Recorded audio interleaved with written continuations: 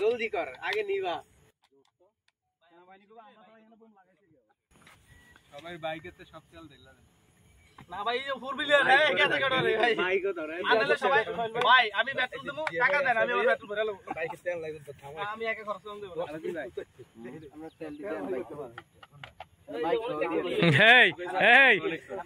এই এ রাসেল হাফিজের অনেক তেল আছে ওর থেকে কিছু তেল নিয়ে আয় ভাই পেট্রোল নি আর ওর কাছে তো তেল ভরা